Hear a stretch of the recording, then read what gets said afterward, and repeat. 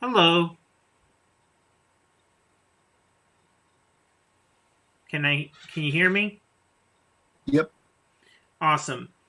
So this is Andrew Rogers and Christian Sandridge or CL Sandridge, and the idea behind this interview is to get a glimpse into the thought process of writing the stories of the Frunkian lineage, as well as what your favorite parts are and stuff like that. So we're going to jump right in and start by asking a very basic question that's going to probably give me a long answer. What is your favorite Frunkian ruler to write about and why? Well, while I find each one of them have, a lot of things that are compelling about them, I have to say that my favorite personally is Blurp. I feel Okay. that he got the most development and even more so than Frunk, at least from what we've covered so far writing wise. I feel he has also the most humor to him at times, while never losing sight that he is what he is. hmm Mhm. Okay. So what are spinning off of that a little bit? What are your some knowing that viewers there will be spoilers immediately ahead of this. So if you don't want to be spoiled, read the books and then come back to this video. What are some of your favorite blurb moments? That's even harder to choose, but I have to say, um, mostly it's in his overall expressions. The way that he when he's angry, he doesn't just get angry. He has this. Sometimes it's bombastic and out of nowhere, but most of the time you can tell through the way it's written that there's usually some form of manifestation of his angered state beforehand. For example, in one particular scene, he's sitting out on his throne, and you can see he's fuming already. He is, and he's got that habitual angry heavy tap on the side on the throne piece there, on the arm of the throne. He is not pleased, and it escalates from there, because he's the kind of character who it doesn't take much to really set him off at that point. But outside of all that, I have to say one of my favorite moments is when he's preparing to go to war with an even more prominent, overall, more prominent figure known as the Lord of the Dead. And not only does he get it in his head that he has a chance, but he starts. It's like He's happy about finding it. He's thrilled. He's like, I get to yeah. go to war with the Lord of the Dead. It's like a little kid with a serious sweet tooth going into a candy store and being told you can have a bag of everything in here. That's I was exactly gonna how I needs this, and I was gonna needs this, and I was gonna needs this. exactly. And one thing that really enhances that is that he has this advisor who's kind of not you can tell he's an advisor for a reason because he's not much for combat. He's chasing Blurp all the way around, telling him what a bad idea it is, and Blurp's already out the door, half armored up with his weapon in his hand, screaming "To battle!" And it's Not just even it's wonderful. realizing that it's way bad timing. He's just Yeah, like, we're doing this now. We're not even gonna wait for yeah, the soldiers to wake up. We're just yeah. going straight to war with just me and this advisor, and we are going to kill the Lord of the Dead. Yeah, yeah. There was no call to arms. There was no muster the troops. It was I get to kill things. um, I think my favorite part about Blurp is you'll have to excuse me. I just saw a spider and I am terribly afraid of spiders, so I'm going to kill it. You're going to hear a bang. It's for a good cause. Okay. I guess that wasn't that big of a bang, but I killed it. Good. I As long as it's good, apologize. that's what's important. I apologize to any spider lovers in the audience. Of which there are bound to be at least a couple. And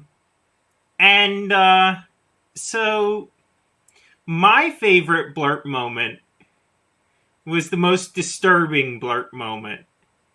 Not like serious disturbing, but like, ew! And that was when he was in the arena and he came to the arena not only drunk with a drink in his hand, but completely nude. and it was just, you're just a little buggy boo to squish under me's feetses. Direct quote, no less. It was awesome. And you came up with that completely on your own, that part. That was pretty cool. So, why do you enjoy the Frunkian stories? Well, for me, I think that it's a different, for one thing, it's a different take on your typical dynastic line of pretty much anything I've ever come across, in fiction thus far. And, but I would say that not too different. He does marry his daughter. Well, yes, but I mean, as far as it's not your typical. They may be in charge, but they're not high society. No, and no, they they're just not. do everything. They do things by their own philosophy, and that's a philosophy of if you're a hero, that means you're one brutal guy, But all in all, I like that you take, a creature like an ogre that most people don't really think of as anything more than a side kind of thing, and they are this powerful, family, this entity essentially. But most of all, I really like how they interact and with everyone else. I just think that in general, the world of the story is very detailed and just has a lot to work with, and I think the ogres have a great place in that, and they provide interesting commentary as far as when you think about how they think versus how everyone else thinks. It's just a very interesting kind of it's just interesting to see how they interact for me. I think what I like about them is, when I was a kid and I watched Shrek, because I was like maybe 5th grade when that came out, something like that. And I was like, man, this is a really cool movie. Now, granted, I believe the Frunkian campaign that this started with had already started. But this is like kind of like Frunk 2, or it's kind of like Shrek 2.0. Shrek much improved. Yeah. And it's also Shrek for adults. This is no little kiddie story. You know, I mean, Blurp does some things and Frunk does some things that are not so kid friendly. But it still manages to do it in a comedic and enjoyable fashion. Right. And that's why I like Frunk. Another thing I really like about it is that they're not just like, it's taking some parts of things most people think of in fantasy, but it's done in such a unique way, that I have not seen with anything else I've read thus far. So okay. Yeah. Now, here's a question. Now, these two characters are completely your invention. And I bet you know who I mean by just that. Or at least one of them, because he's been talked about a lot recently with us, because we just finished his story. Who, in your mind, do you have a backstory for Snipe and Gafferin? Or is that something you just didn't really think much about? And if you do have a backstory, who are they? Well, I can tell you definitely, just to start with Snipe, because it's a little shorter of a story. He was the one I had less fleshed out, but I always intended him to be the kind of figure who he's smart, and he's deviously clever. He's no intellectual beyond that point, but he does well enough to sort of charm his way into things and then talk his way out if he hasn't made a mad dash already. He's the kind of guy where Can I stop you there for a moment? Sure, no problem. What is snipe? Because we should probably get that out of the way first. Yeah. Well, if I recall, because it's been a while since I've worked with his character. Like what race? Because you never said that in the. I always intended him to be your standard human being. Basically, he is this, and in that sense, since he works with mostly with ogres and such, he is essentially the weak link amongst godlike beings in comparison. You know what I mean? Physically, anyway. Mm-hmm. He has mercenary experience, but he's no match physically for most of his enemies, whoever they might be, or for whoever he's working for. So he gets by on a fair amount of guile and trickery, deceit. That's his bread and butter. Because I could have sworn, and I may be catching you on something that I should have caught you on before, because I always assumed he was a flea spawn.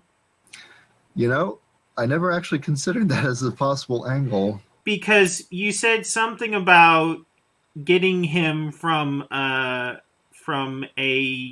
contact best left unmentioned. And then you also said something about him being in disguise as a human. I don't recall that. I'm sorry. Maybe there was more to it than I remember. Well, off the top of my head. I will give you this. That story was early last year. So yeah. I mean, a lot has happened since then. Yeah. If that isn't an element already, that would be awesome if it was. Yes. Yeah. So moving on to Gafferin. And is it Gafferin or Gafferon? Gafferin, you had it the first time. Okay. Yeah. What is he? Who is he? And how does he turn into what he gets to? Yes. Spoilers before any of this, even though I missed spoilers for Snipe. It's okay. We'll figure it out. Anyway, with Gafferin, he had always beginning of his story, he was always, backstory wise, he was of decent, rank, not high nobility, not low. And he became well known for, warfare and for his commanding experience. And he too was he was at one time a regular man like anyone else. He just possessed exceptional understanding of strategy as well as prowess in physical combat. And was also apparently a real jerk. I said, and also apparently a real jerk. Yes, very much so. He made too many enemies. Yes, boy did he ever. Because eventually he started plying his trade and using his position to do less than savory things, namely slaughtering, assassination, beyond what would be called for. And he eventually went on the lam for a while until he was captured because, again, he did have too many enemies. So, desperate for a way out, and to save his own skin, essentially, he was broken out of where he was imprisoned in order to serve I believe, serve Oof. No. Oh, he was Blurp, serving sorry. He was serving Blurp. Blurp and the Lord of the Dead. Yeah, exactly. Well, he was seemingly their serving. Ungodly alliance. Oh my gosh. Yeah. I do not want to come across an alliance between the Lord of the Dead and Blurp. I wouldn't want to be in the middle of that either. But he masqueraded initially as taking up a job for Blurp, but was in fact allied with Lord of the Dead, and his treachery was it made him very untrustworthy on all sides. and he was, and when he eventually failed part of his mission with, by order of Lord of the Dead, and he failed, he returned, and this is where things get a little unpleasant for him.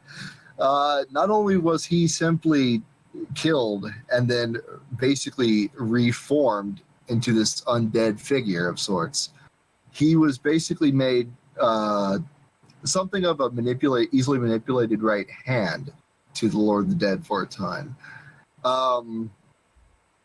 And he obtained great abilities from this, but of course he was a shell of what he once was. Pretty much not entirely a mindless slave, but one who is bound to the Lord of the Dead's will. When you make deals with the Lord of the Dead, you don't expect to come out on top. That's, at least you shouldn't. Yeah, you never will. You no matter how hard you try. So yeah, you shouldn't. And so he's not entirely without feeling, I mean, he was kind of ashamed of himself after a while once he saw what his mistakes had brought him to, how far he had fallen at this point. Not to mention he was also, anyway, long story short, he shows up as to back up Blurp during a very important time when Blurp is facing off against his. Yeah, I don't think we need to go into all that. That's just going to be. Don't want to spoil everything. No, let the readers read something. Yeah, but anyway, that's kind of how I came up with the idea for him. Long story short. Yep. Hard to believe that's short. Here's another question that's going to Sure. make you think, or maybe not. Is your favorite character different from your favorite ruler? And if so, who is it? As far as my favorite, with my favorite ruler being Blurp, I'd have to say it would be my second favorite character. I'd have to say my absolute favorite is actually one who's really not that important, you could say, in comparison, but I really like the character of Trundle. I like how he's turned out and he hasn't even developed that much yet. Yeah, but he will. I love Trundle. Oh, yes. Readers, you're gonna have to read about that one yourself completely. I love Trundle. Yeah. Trundle is awesome. He's a trip. So, I think that's it for today. I will be doing more of these videos with Chris about his different works. We've got one scheduled for next week after I read what he is working on for himself. I forget the title of the book. You can say it. Oh, my book? That is The Samurai and the Songstress. Okay. And so we will be doing a little Q&A about that as well. All right. Thanks, guys, so much for watching. Have a nice day.